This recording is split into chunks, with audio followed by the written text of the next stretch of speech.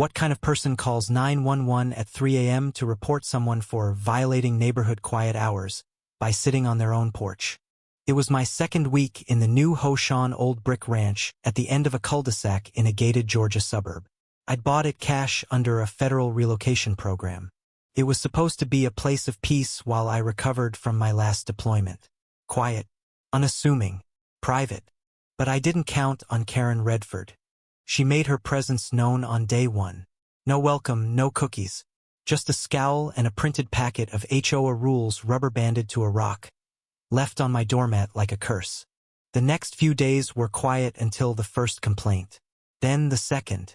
Then she accused me of running an illegal gym because I trained with resistance bands in the backyard. She even told the mailman I was probably hiding something because I received brown-papered packages. The truth?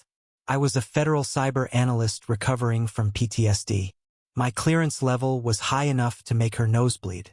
But I kept quiet until she crossed the line. It was a Friday night. I was sitting on the porch, hoodie on, tea in hand, watching the stars. A comfort ritual. Suddenly, 2 squad cars rolled up, sirens off but lights on. My stomach dropped. "Mr. Brennan?" one officer asked, hand near his belt. "We received a 911 call. Your neighbor reported an ongoing threat to community safety." Out walked Karen, bathrobe flapping, clipboard in hand, eyes wide with drama. "He's watching people. He's making recordings. This is a safe neighborhood. He won't obey the HOA rules." I stood slowly, calm and quiet. "Officer, I live here. I haven't broken any laws." Karen shrieked. "He's loitering on his own porch at 3 a.m. He was warned. Section 3.4 prohibits front yard use after midnight." That's when I realized she wasn't just annoying. She was unhinged. I turned to the officers and said softly, "Gentlemen, may I show you something?" I stepped inside, retrieved my badge, and handed it over. The older officer squinted.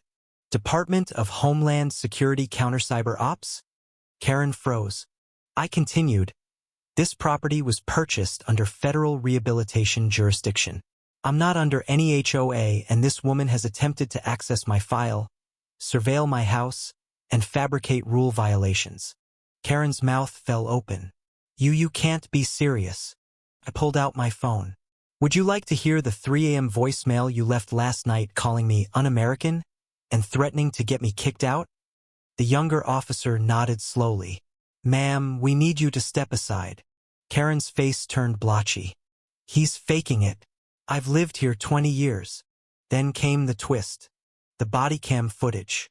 Turns out, one of the officers had recorded an earlier interaction where Karen admitted she was keeping files on multiple neighbors, including someone she called the dark-skinned man 2 doors down who grills too loud.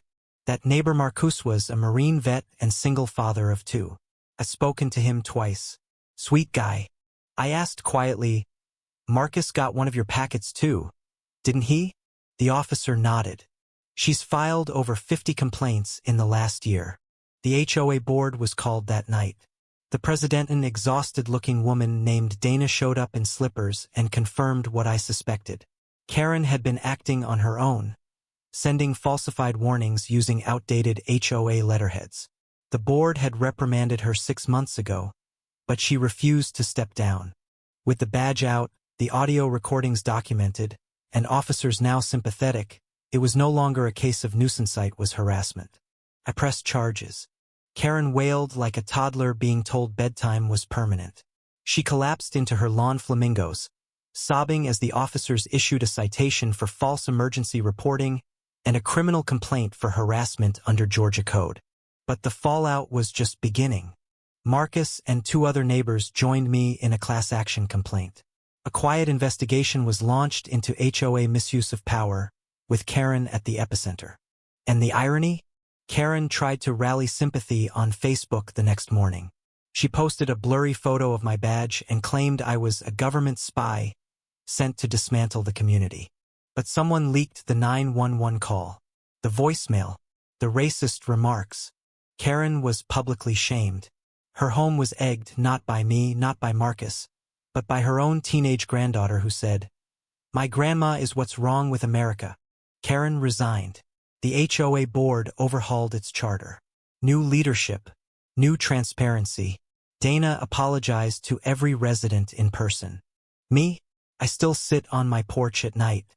Sometimes Marcus joins me with his kids. We sip tea, watch the stars, and enjoy the quiet Karen tried so hard to destroy. So tell me, was flashing my badge too much? Or was it finally time someone put her in her place?